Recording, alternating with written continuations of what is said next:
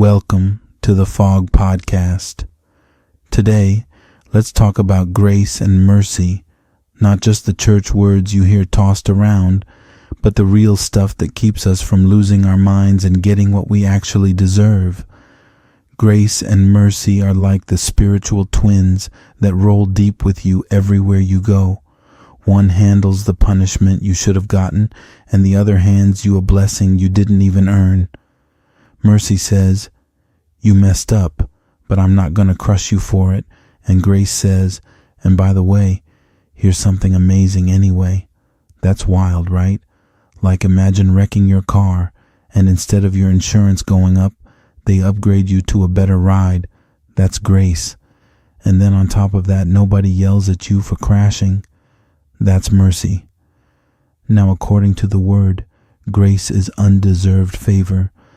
God giving you what you could never earn, no matter how many devotionals you finish, how many worship songs you cry through, or how holy your Instagram looks.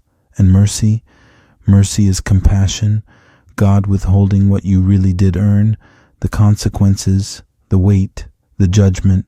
That's why Lamentations 3:23 says, His mercies are new every morning, not recycled, not halfway used, but fresh. Like hot pancakes, but for your soul. And Ephesians 2:8 says, we're saved by grace, not by works, which means that little spiritual scoreboard you've got in your head, you can throw it out. You're not getting into heaven on perfect attendance or by avoiding cuss words for a week. You're getting in because Jesus covered it. But here's the catch and the beauty. Grace and mercy aren't just heaven things. They're everyday survival tools. God didn't give you grace just to save you. He gave it so you could live differently and extend it to people who absolutely don't deserve it. That's where it gets uncomfortable, because we love receiving grace but handing it out. Whew, that's when it hits. Like when someone disrespects you, grace says, don't swing back. When someone disappoints you, mercy says, you've done worse and still got another chance. That's when grace and mercy stop being cute sermon points and start becoming weapons of spiritual maturity. And let's be honest, sometimes the person we struggle to give grace to is ourselves. Some of y'all walking around like God forgave you, but you're still trying to pay rent on a house He already bought.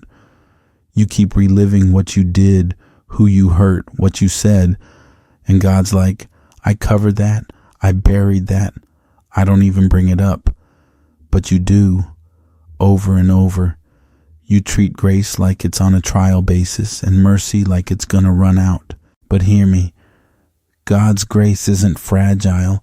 It's not something you use up like shampoo. You're not gonna surprise Him with your failures. He saw the whole list before you were born and still said yes. That's not weak love. That's ferocious mercy. That's a love that says, I know what you've done, I know what you'll do, and I've already made a way back. And if that's not freedom, I don't know what is. So what do we do with that? We live like people who know we're forgiven. We forgive others quicker.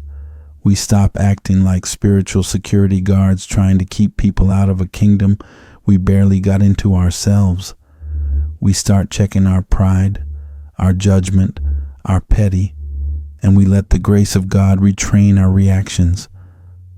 Grace is not passive, it's power. Mercy is not weakness, it's strength held back for the sake of love.